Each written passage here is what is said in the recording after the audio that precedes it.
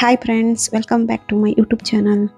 ಇವತ್ತು ನುಗ್ಗೆ ಸೊಪ್ಪಿನ ರಸಂ ಹಾಗೂ ನುಗ್ಗೆ ಸೊಪ್ಪಿನ ಪಲ್ಯ ಮಾಡೋಣ.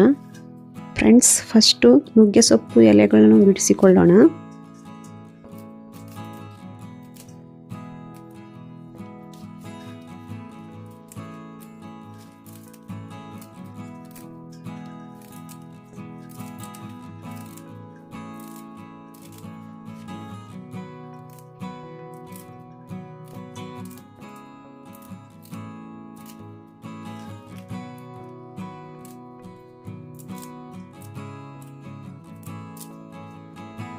ಇವಾಗ ಎಲೆಗಳನ್ನೆಲ್ಲ ಬಿಡಿಸಿಕೊಂಡಾಗಿದೆ.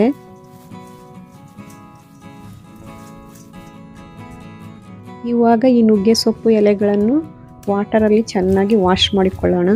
ಒಂದು 3 ಟೈಮ್ಸ್ ವಾಶ್ ಮಾಡಿಕೊಳ್ಳೋಣ. ಇವಾಗ ಬೇಳೆಯನ್ನು ವಾಶ್ ಮಾಡಿಕೊಂಡು ಅದನ್ನು ಒಂದು 15 ಮಿನಿಟ್ಸು ನೀರಲ್ಲಿ ನೆನೆಯಲು ಬಿಡೋಣ. ಇವಾಗ ನುಗ್ಗೆ ಸೊಪ್ಪು ಕ್ಲೀನಾಗಿ ವಾಶ್ ಮಾಡಿ ಆಗಿದೆ. ಇದನ್ನು ಸಣ್ಣದಾಗಿ ಕಟ್ ಮಾಡಿಕೊಳ್ಳೋಣ.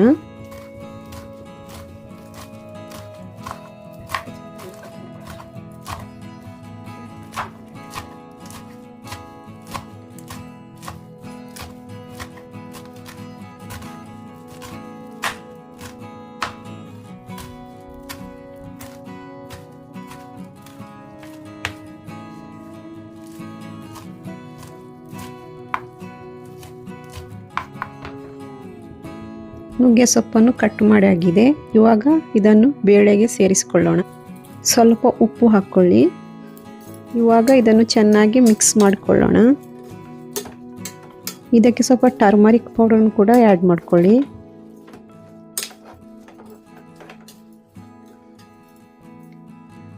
ಚೆನ್ನಾಗಿ ಮಿಕ್ಸ್ ಮಾಡಿಕೊಂಡ ಮೇಲೆ ಎಷ್ಟು ವಾಟರ್ ಬೇಕೋ ಅಷ್ಟು ವಾಟರ್ ಸೇರಿಸಿಕೊಳ್ಳಿ. ಇವಾಗ ಒಂದು ಟೊಮೆಟೊವನ್ನು ಸೇರಿಸಿಕೊಂಡು ಕುಕ್ಕರ್ನಲ್ಲಿ ಒಂದು 2 ವಿಸಲ್ ಹಾಕಿಸಿ.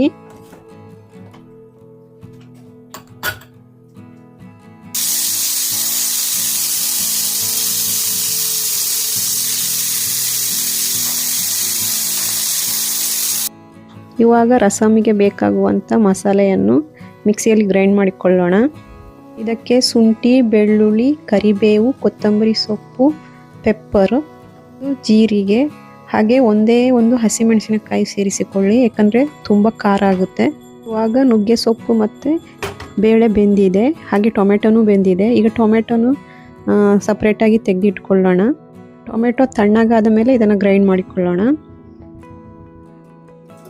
ಇವಾಗ ನುಗ್ಗೆ ಸೊಪ್ಪು ಮತ್ತು ಬೇಳೆಯಲ್ಲಿದ್ದಂಥ ನೀರನ್ನೆಲ್ಲ ಇನ್ನೊಂದು ಪಾತ್ರೆಗೆ ಸೇರಿಸಿಕೊಳ್ಳೋಣ. ನೀರನ್ನು ಇವಾಗ ಸಪ್ರೇಟಾಗಿ ಮಾಡಿಕೊಂಡಾಗಿದೆ.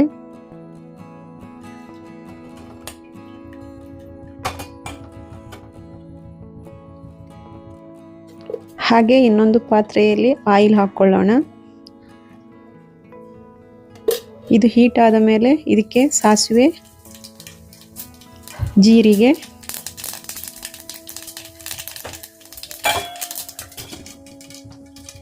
ಹಾಗೆ ಬೆಳ್ಳುಳ್ಳಿಯನ್ನು ಜಜ್ಜಿ ಹಾಕ್ಕೊಂಡು ಬ್ಯಾಡಗಿ ಮೆಣಸು ಹಾಕ್ಕೊಳ್ಳೋಣ. ಸ್ವಲ್ಪ ಕರಿಬೇವು ಹಾಕ್ಕೊಳ್ಳೋಣ.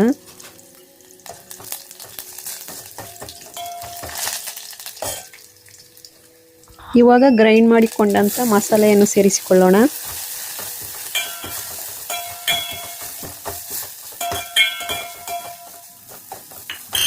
ಇವಾಗ ಗ್ರೈಂಡ್ ಮಾಡಿಕೊಂಡಂಥ ಟೊಮೆಟೊವನ್ನು ಸೇರಿಸಿಕೊಳ್ಳೋಣ.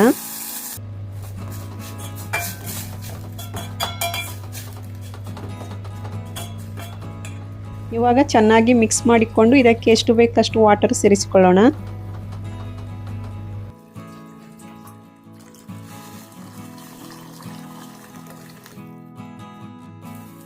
ಇವಾಗ ಇದಕ್ಕೆ ಹುಣಸೆ ಹಣ್ಣಿನ ನೀರನ್ನು ಸೇರಿಸಿಕೊಳ್ಳೋಣ. ಇವಾಗ ರುಚಿಗೆ ತಕ್ಕಷ್ಟು ಉಪ್ಪು ಸೇರಿಸಿಕೊಳ್ಳಿ. 1 ಸ್ಪೂನ್ ಬೆಲ್ಲ ಸೇರಿಸಿಕೊಳ್ಳಿ. ರಸಂ ಚೆನ್ನಾಗಿ ಕುದ್ದಾದ ಮೇಲೆ ಸ್ವಲ್ಪ ಕೊತ್ತಂಬರಿ ಸೊಪ್ಪನ್ನು ಸೇರಿಸಿಕೊಳ್ಳಿ. ರಸಂ ಚೆನ್ನಾಗಿ ಕುದ್ದಿದೆ. ಬಿಸಿ ಬಿಸಿಯಾದಂಥ ನುಗ್ಗೆ ಸೊಪ್ಪಿನ ರಸಂ ರೆಡಿಯಾಗಿದೆ.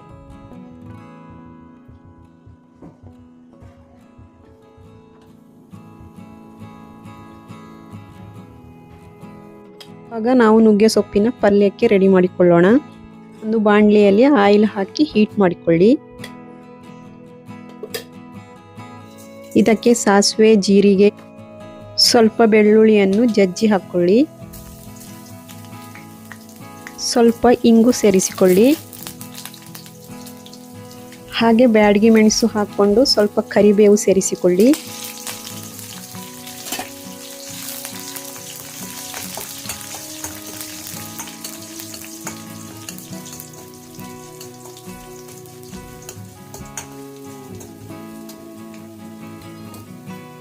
ಚೆನ್ನಾಗಿ ಫ್ರೈ ಮಾಡಿಕೊಂಡು ಇದಕ್ಕೆ ಆನಿಯನ್,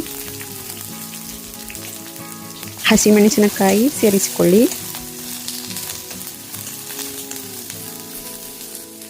ಸ್ವಲ್ಪ ಟರ್ಮರಿಕ್ ಪೌಡರ್ ಸೇರಿಸಿಕೊಳ್ಳೋಣ.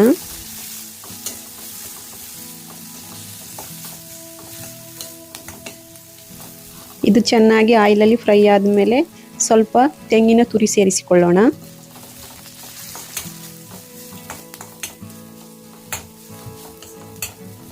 ಸ್ವಲ್ಪ ಹೊತ್ತು ಫ್ರೈ ಆದ ಮೇಲೆ ನಾವು ಸಪ್ರೇಟ್ ಮಾಡಿಕೊಂಡಂಥ ನುಗ್ಗೆ ಸೊಪ್ಪು ಮತ್ತು ಬೇಳೆಯನ್ನು ಸೇರಿಸಿಕೊಳ್ಳೋಣ.